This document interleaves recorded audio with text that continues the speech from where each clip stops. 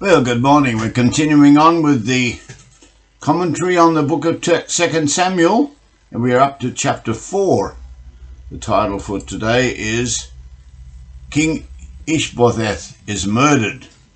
And when Saul's son heard that Abner was dead in Hebron, his hands were feeble, and all of the Israelites were troubled. And Saul's son had two men that were captains of the raiding bands.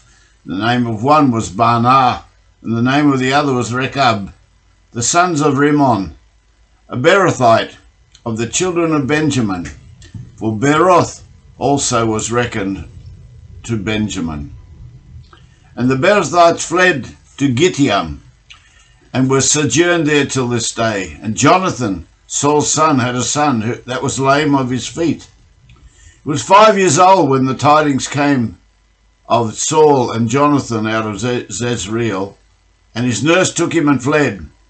Came to pass that as she made haste to flee, that he fell and became lame.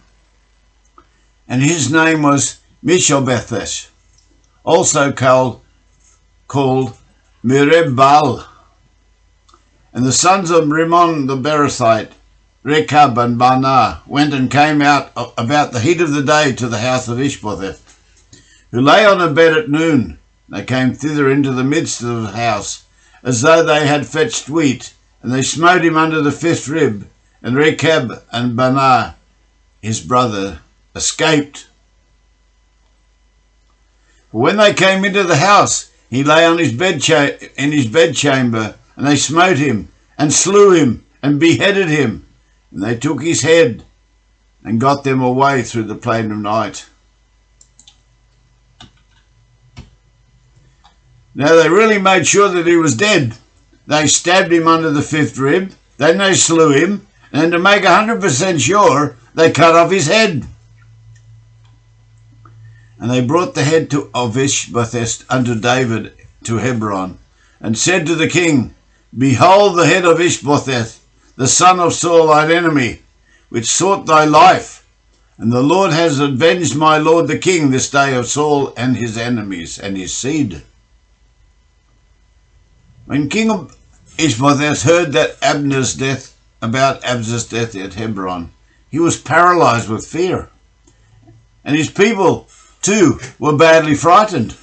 The commander of the Israeli troops then fell to the two brothers, Baanah and Rechab, who were the captains of King Ishbosheth's raiding parties. They were the sons of Rimmon, who was of Beeroth in Benjamin. The people from Beeroth are counted as Benjamites, even though they fled to Gittim, where they now live, which is outside the geographical boundaries of the Benjamites. Now there was a lame grandson of King Saul, whose name was Ishbosheth, who was the son of Prince Jonathan. He was 5 years old at the time when Saul and Jonathan and his two younger brothers were all killed in the battle at Jezreel. When the news of the outcome of the battle reached the capital, the child's nurse grabbed him and fled, but she fell and dropped him as she was running away, and he became lame. Rechab and Baanah arrived at King Ishbosheth's home at noon, when he was taking a nap. They walked into the kitchen as though they were getting a sack of wheat, but they sneaked into his bedroom and murdered him, and then cut off his head. They took his head with them and fled across the desert by night and escaped. The next day they presented the head to King David in Hebron. Look, they explained, here is the head of Ishbosheth, the son of your enemy Saul, who tried to kill you. Today the Lord has given you revenge upon Saul and upon his entire family.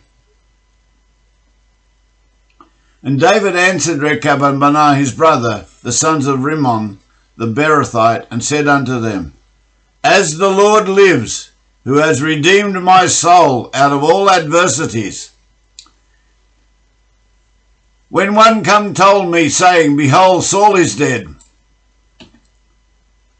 thinking to have brought good tidings, I took hold of him and slew him in Ziklag, who thought that I would have given him a reward for his tidings. Therefore how much more, this is a conclusion, therefore how much more when wicked men have slain a righteous man in his own house, upon his own bed? Shall I not therefore now require his blood of your hands and take you away from the earth? David commanded his young men, and they slew them, and cut off their hands and their feet, and hanged them up over the pool in Hebron.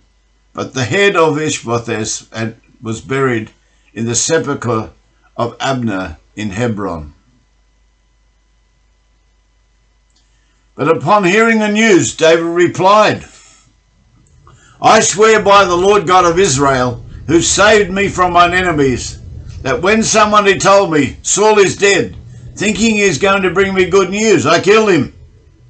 That is how I rewarded him for his glad tidings.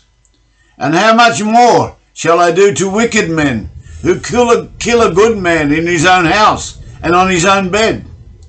Shall I not demand your lives also? So David ordered his young men to kill them, and they did. They cut off their hands and their feet, and hanged their bodies over the pool in Hebron, so that their blood would not defile the earth. And they took Ishbosheth's head and buried it in Abner's tomb in Hebron.